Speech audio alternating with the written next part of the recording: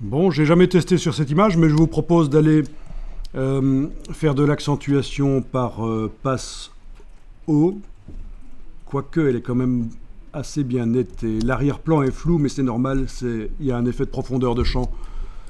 Vous voyez, profondeur de champ quand on a du flou devant le sujet et à l'arrière du sujet. Donc, je pense qu'on va plutôt aller travailler sur une autre image pour étudier, de manière à ce que ce soit vraiment flagrant, étudier l'accentuation des détails. Est-ce qu'on a vu quelque chose qui permet d'accentuer les détails? Le super zoom. Le super zoom, oui.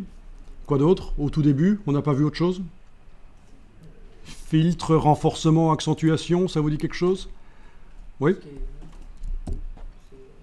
Donc on l'avait vu? Oui.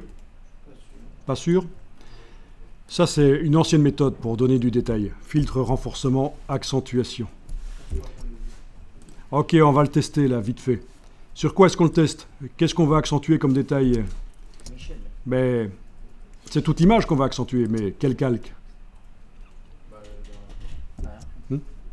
En fait, c'est tout qui doit être accentué. On ne va pas accentuer seulement l'arrière-plan, et alors les pixels qui sont là au-dessus, ça va être bizarre, ils vont pas être accentués, ça va se voir. Si je fais ça, filtre, renforcement, accentuation, on risque de voir que les pixels, il y en a qui ne sont pas accentués. Donc en fait, moi, l'accentuation, je la ferai sur tous les calques. Voilà ce que vous allez faire. On va tous les mettre dans un groupe, dans un objet dynamique, pardon. Clic. Jusqu'à présent, vous aviez vu ça, un clic droit à droite du nom du calque, convertir en objet dynamique. Mais avant de faire convertir en objet dynamique, je fais d'abord clic sur celui du dessus, majuscule clic sur celui d'en bas, donc ils sont tous activés. Et je fais clic droit, convertir en objet dynamique. Et voilà, tous les calques sont dans l'objet dynamique. Donc ce n'est pas comme si j'avais fusionné les calques ensemble, ils sont toujours accessibles séparément, par une technique que je vais vous montrer.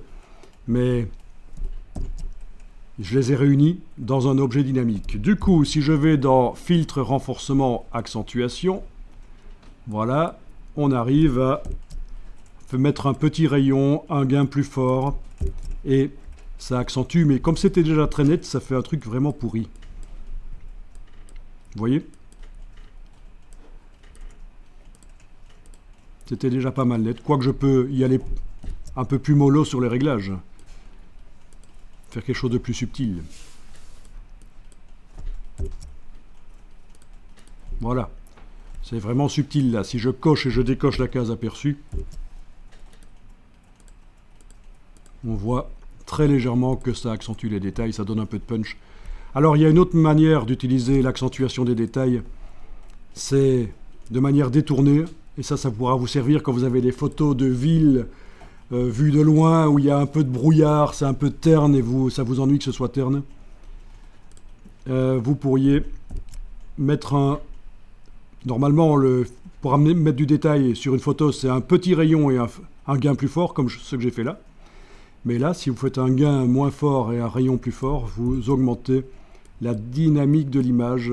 C'est un peu comme s'il y avait du contraste. En plus, c'est comme si ça nettoyait l'image. Vous voyez? Ça donne du punch à l'image. Donc, petite astuce, si vous voulez donner du contraste à l'image, mais de manière rapide et en préservant les couleurs, ça peut être une solution. Le filtre renforcement, utilisé de manière bizarre, avec un gain plus faible que le rayon, ce qui normalement n'est pas comme ça qu'on l'utilise. Mais voilà. Ça fait perdre du détail. Si vous regardez dans la jambe ici du cavalier, on perd quand même du détail, mais bon. Après, c'est à vous de voir. Et je clique sur OK, étant donné que ça a été appliqué sur un objet dynamique. C'est accessible par la palette des calques. C'est un filtre dynamique, du coup. On sait le désactiver. On sait le remodifier en double-cliquant sur lui. Voilà, je vais le faire un peu moins fort. Donc ça fait ça. J'amène un peu de... Ben justement, dans cette image, il y a de la poussière à l'arrière. Donc ça vous permet de voir justement que ça permet d'enlever la poussière quand on a dans vos images un arrière-plan. À cause des particules qui sont dans l'air, ce qu'on appelle la perspective atmosphérique. Donc ça peut aider.